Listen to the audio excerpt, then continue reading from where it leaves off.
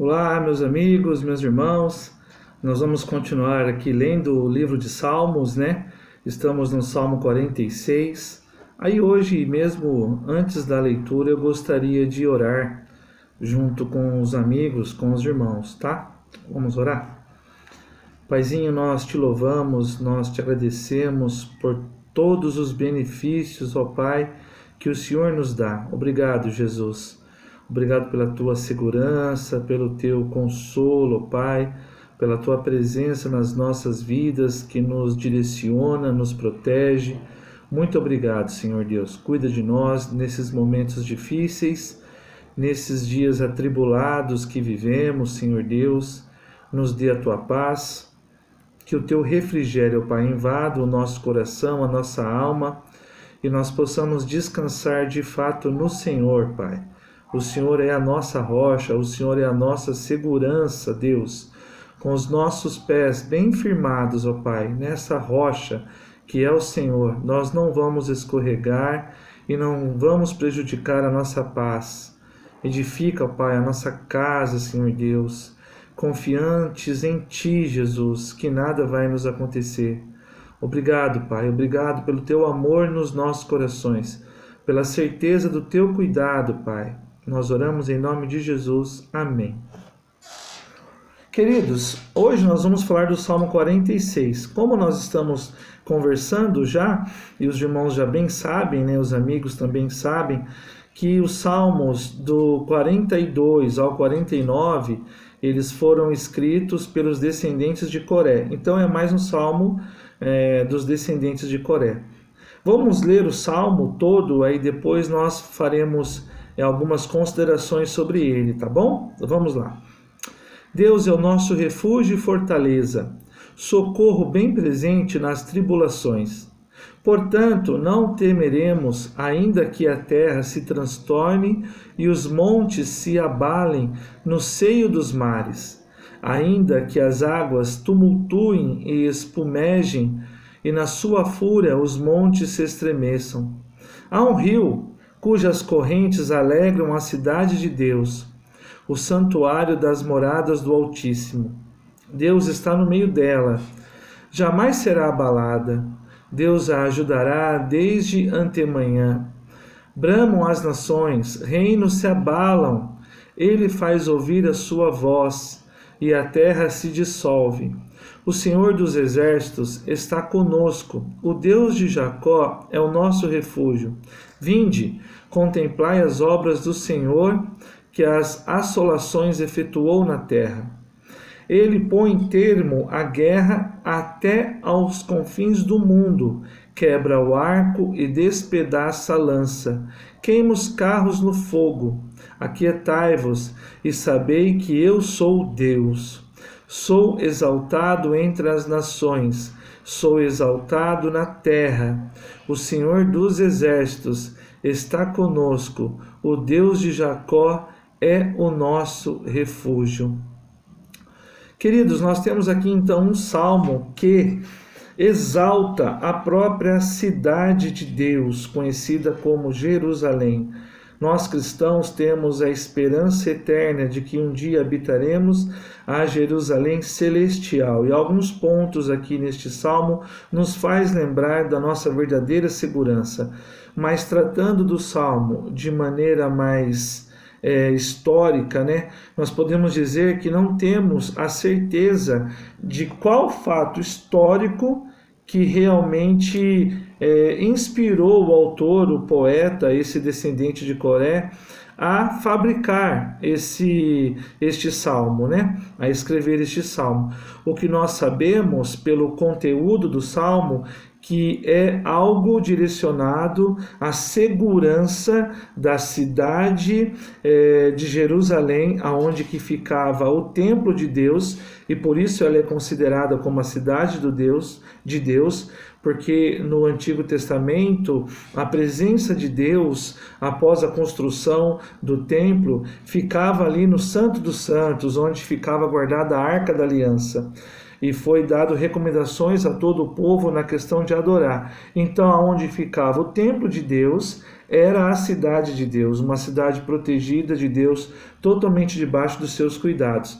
Aí eu tenho algumas anotações aqui que eu gostaria de compartilhar com os irmãos. A primeira eu já falei, né? Este salmo é um salmo para homenagear a cidade de Deus, para fazer menção de como a cidade de Deus é protegida e é cuidada por Deus. Assim como é também o Salmo 48, que nós veremos numa aula seguinte, né? Este salmo, meus queridos irmãos, ele pode ter sido utilizado em comemorações como foi a libertação de Judá sobre o comando do rei Josafá.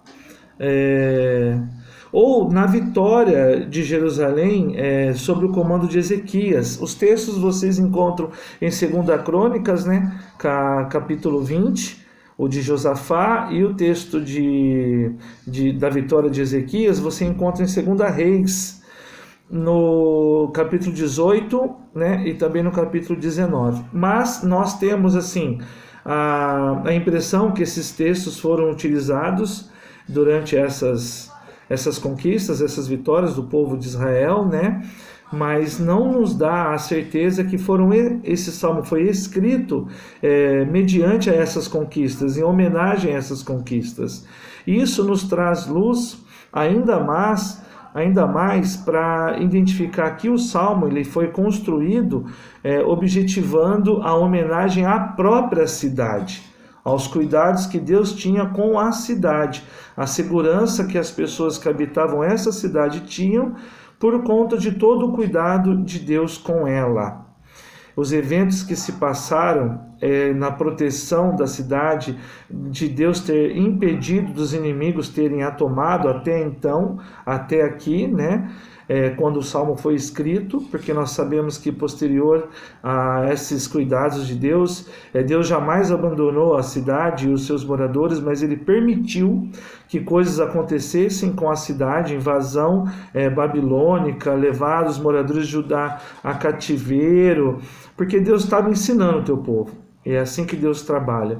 Deus ele ensina, mas até a escrita desse salmo, Deus protegeu Judá, e isso mostra que Deus ele tem completamente o controle daqueles que depositam a sua segurança nele, em Deus, completamente em Deus. E eu gostaria de agora acompanhar uma divisão desse salmo, né, dos parágrafos dessa poesia. Lembrando sempre que o salmo ele tem toda uma licença poética, eles são músicas, poemas escritos, inspirados por Deus, mas com a intenção de ser usados em momentos de adoração dentro do templo. São músicas inspiradas por Deus para serem usadas na adoração dentro do templo, e que também nos trazem ensinamentos, porque são experiências que o povo de Deus teve, são experiências que homens que estavam debaixo do cuidado de Deus tiveram.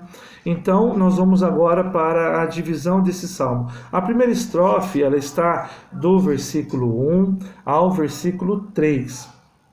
E, basicamente, ela descortina a catástrofe mundial final, a dissolução do mundo natural por meio das forças do caos. Se um cataclismo desse ocorrer, a certeza do povo de Deus é que até o final a presença de Deus, a poderosa presença de Deus, vai permanecer como uma rocha inabalável. Queridos, o poeta aqui, ele colocou a situação como se o mundo chegasse numa condição em que as próprias montanhas, lembrando que Jerusalém fica no alto, né? Numa subida bem elevada, e depois ela também tem uma descida muito íngreme de encontro com o Rio Jordão. Então, se os montes todos fossem abalados através de terremotos, se as montanhas caíssem dentro do mar e esse evento provocasse tsunamis gigantescos e o caos fosse instalado definitivamente na terra, a presença de Deus acompanhariam aqueles que nele confiam, e essas pessoas não seriam abaladas. não diz que elas não seriam encontradas pelas consequências do caos, mas a sua segurança interna, a sua paz, a confiança de que Deus está com essas pessoas, essa confiança não seria abalada. Então, isso que nós temos aqui no versículo 1 ao versículo 3, nessa primeira estrofe dessa canção. Que Deus é de fato a nossa fortaleza, Ele é o nosso refúgio, e mesmo que a força do caos invadisse o mundo e o ser humano perdesse completamente o controle sobre as forças da natureza, Deus estaria mostrando que está com aqueles que confiam nele. Amados, fugiu do controle da humanidade as ações comuns do dia a dia. Ficamos privados do nosso contexto atual de sobrevivência, estamos nos adaptando a uma nova forma de viver durante esse tempo da quarentena. A solidariedade tem vindo à tona. Hoje mesmo estou muito feliz porque ontem, durante uma live que tem sido feita pelo meu grande amigo, o irmão Rodolfo Seifer, e captando recursos para a distribuição de cestas básicas no bairro onde a nossa igreja fica, o Monte Cristo, o Parque Osiel e Gleba, e nós temos uma quantidade já grande de cestas, e eu creio que até amanhã, segunda-feira, iremos conseguir muito mais. Então, a solidariedade está vindo à tona, uma coisa positiva no momento de caos, e eu vejo a mão de Deus aqui, cuidando das pessoas, mostrando que as pessoas podem confiar nele, porque ele tem movido corações para as pessoas serem solidárias. É só um exemplo. Nós lemos aqui uma poesia maravilhosa que diz que mesmo que o caos fosse instalado, Deus estaria presente. E o caos não é total, como está sendo escrito aqui pelo poeta, mas é uma espécie de caos. Fugiu da normalidade. E Deus está presente, Deus está agindo. Só para a gente manter aqui contextualizado a palavra de Deus, que ela é eterna. Então, os 3 primeiros versículos, essa primeira estrofe mostra que Jerusalém, essa cidade que fica numa região montanhosa e que é atribuído ali uma situação muito difícil pelo poeta, e mesmo que toda essa situação muito difícil ocorresse, Deus estaria cuidando. É interessante que as palavras utilizadas aqui, referente a um possível caos, e Deus vencendo esse caos, também podem ser encontradas fazendo referência ao caos que existia antes de Deus dar a ordem para que o caos fosse organizado, antes de Gênesis 1. Então, antes de Gênesis 1, a terra era sem forma, era vazia, E Deus ali, através de sua ordem, através do seu verbo construtor, trouxe à existência tudo aquilo que não existia. Então, é muito bonito, porque Deus já provou que Ele é quem organiza o caos, é Ele que tem o poder sobre tudo, e Ele protege essa cidade, porque Ele é quem tem o poder, Ele é soberano, e é Ele que vai fazer com que tudo aconteça de acordo com a sua vontade. Aí dos versículos 4 ao versículo 7, nós encontramos um retrato do descanso sereno, tranquilo, de Jerusalém, da cidade que é cuidada por Deus. A cidade santa não é afetada pelos ataques das nações que se lançam sobre os seus muros. À vista que ela é defendida pelo Deus que habita entre o seu povo. A cidade foi sitiada algumas vezes, e antes de Deus permitir que ela fosse levada a cativeiro, Deus foi quem deu a vitória e livrou o povo de todas as investidas que a cidade sofreu. Então aqui é uma segurança serena, porque se eu confio que Deus está habitando comigo, se ele se faz presente na minha vida, então eu não devo temer os ataques externos. Tudo aquilo que quer tirar a minha paz, eu devo me manter tranquilo, porque Deus está comigo. Isso é uma bênção gigantesca. Esse é o convite que nós fazemos quando nós pedimos para que as pessoas confiem em Jesus, para que Jesus se torne o Senhor de nossa vida, para que Ele habite através do Espírito Santo no nosso coração, para que nós tenhamos essa paz, essa tranquilidade serena, de que só vai acontecer conosco aquilo que Deus permitir. É muito interessante, né, que esses versículos de 4 a 7, eles tocam no assunto de um rio que cuidava da cidade, que abastecia a cidade. Mas Jerusalém não é banhada por nenhum rio. Nós falamos aqui que ela está no alto e descendo uma descida muito íngreme, ela vai encontrar o Rio Jordão, a alguns quilômetros de distância. Mas nós temos aqui a fonte de Gion. A fonte de Gion, possivelmente, ela é um córrego formado pelo acúmulo de águas na época da chuva. Então são águas que são provenientes da rocha. E essas águas, elas foram, através de túneis subterrâneos, né? Obviamente subterrâneos, levadas pelo rei Ezequias até pós os muros da cidade. Então foram cavados túneis, e essa água proveniente da fonte de Gion foi levada para dentro da cidade de Jerusalém. Isso é um fato histórico.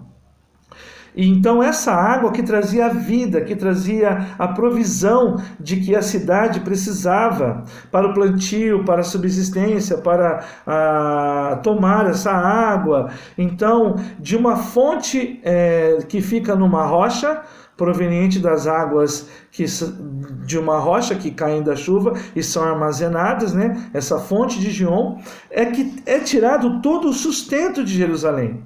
Então, se não há rio em Jerusalém, que na verdade as águas são trazidas pela fonte de Gion, hoje não mais, que hoje há toda uma tecnologia, tudo, mas nesse contexto bíblico aqui, toda a sustentabilidade, toda a provisão da cidade foi trazida da rocha. E a rocha é Deus. É Deus quem sustenta a cidade. Olha que coisa linda que a palavra de Deus nos ensina. O próprio Deus, através dessa figura da fonte de Gion, que a água é trazida da rocha, é quem sustenta toda a cidade de Jerusalém. Então, o sustento, o que manteve a cidade em pé, fortalecida, alimentada, foi a própria presença de Deus. A própria presença de Deus. E que coisa maravilhosa para a gente se apegar. Às vezes, nós não conseguimos ver a abundância de um rio passando ao nosso redor para nos trazer sustento. Às vezes é a escassez que nos rodeia, mas da rocha, de um pequeno córrego, de uma fonte mínima, Deus nos trará tudo aquilo que nós precisamos. É isso que nós temos que nos apegar, na confiança de Deus. Numa escassez de ânimo, numa escassez de esperança, o Senhor é a nossa esperança. É nele em que nós confiamos. E nós vamos ter também agora, dos versículos 8 ao versículo 11, os atos que apontam a libertação de Deus em relação a Judá. Nós vamos ver aqui que como Deus realizou na história libertações, Deus realizou na história feitos como na vida de Jacó, que lutou com um anjo e naquele dia passou-se a chamar Israel, que teve diversas dificuldades, mas dele é proveniente as 12 tribos de Israel. Nós temos nessa história de proteção e de vitória a Jacó, exemplo de como Deus sempre cuidou do seu povo. E nós temos aqui, nos versículos 8 a 11, a promessa que um dia, definitivamente, Deus irá exterminar todos os provocadores de guerra. Todas as pessoas que têm o inferno dentro de si, que não conseguem vislumbrar um mundo onde que o importante seria, como eu já citei aqui, a solidariedade, o alcance do amor para todos os povos, porque o pecado separa o homem de Deus e o pecado traz a guerra, o desejo de poder às nações, o conflito, tudo isso é provocado pelo pecado. E Deus um dia vencerá essas pessoas.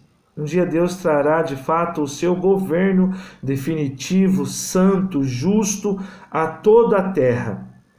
E esses povos que oprimem os mais fracos, eles subjugam os outros países para poder terem o seu status, o seu conforto. Povos que estão apenas manipulando as nações para serem poderosos. Um dia tudo isso terá fim. Tudo isso terá fim. E Deus governará com justiça o mundo. Hoje, meus amigos, nós não temos nenhum tipo de governo que expresse de fato a maneira pela qual Jesus irá governar o mundo. De maneira justa, correta, abençoadora, não oprimindo, mas realmente dividindo todo o seu ser. A Nova Jerusalém que nós aguardamos, como está escrito em Apocalipse, ela desce aqui para a terra no sentido de que o governo de Deus será total e governa com equidade, com amor, aonde que o pecado não vai mais atrapalhar o nosso relacionamento com Deus. Os corpos não mais morrerão. Hoje os homens conseguem oprimir outros homens, os homens conseguem impor sistemas de governo aonde que o importante é apenas cuidar dos mais poderosos e oprimir os mais necessitados. Porém, isso tanto no socialismo quanto no capitalismo não importa. Sempre os mais poderosos são beneficiados e os menos privilegiados são oprimidos. Isso é em qualquer sistema de governo. Mas um dia Jesus governará de forma igual para todos, com amor, com paz, com justiça. Então até agora é possível haver essa discrepância entre os cuidados que só atingem os mais privilegiados e o sofrimento de todos aqueles que são deixados à margem de conhecimento, à margem de ter saúde, à margem de ter justiça. Um dia isso tudo vai acabar. E o final do Salmo, do versículo 8 ao versículo 11, nos diz realmente do reinado de paz que o Senhor trará à terra num determinado momento. Essa opressão um dia vai acabar. As doenças um dia acabarão. Um dia a fome irá acabar. Um dia as doenças irão acabar. Porque Deus governará com justiça esse mundo. Haverá esse tempo. E nós confiamos plenamente nesse tempo, que de fato é a nossa segurança eterna. É onde os nossos pés de fato devem estar seguros, nessa rocha, nessa Jerusalém, nesse cuidado total de Deus, não confiando em homem algum, em sistema de governo nenhum, mas em Deus. Então, isso tem que servir para nós como um alarme para estarmos atentos que a igreja de Deus, a igreja do Senhor Jesus, ela tem que ser a consciência do Estado, independente se o Estado é regido por socialismo, comunismo, capitalismo, ela sempre será a consciência no mundo de que Deus está acusando o homem da injustiça. Então a igreja, ela leva o amor de Deus. A igreja, ela tenta levar a justiça de Deus. Ela tenta alcançar os que sofrem. Ela tenta mostrar àqueles que são poderosos a maneira de gerir recursos. A igreja tem que ser a consciência do Estado. A consciência do Estado aplaude quando o Estado acerta, mas acusa quando o Estado erra, quando ele é injusto, quando ele visa o poder pelo poder, quando ele arquiteta nos bastidores o sustento do seu governo, independente da justiça. E justiça é dar a outrem, é dar àqueles o que eles necessitam, o que eles merecem.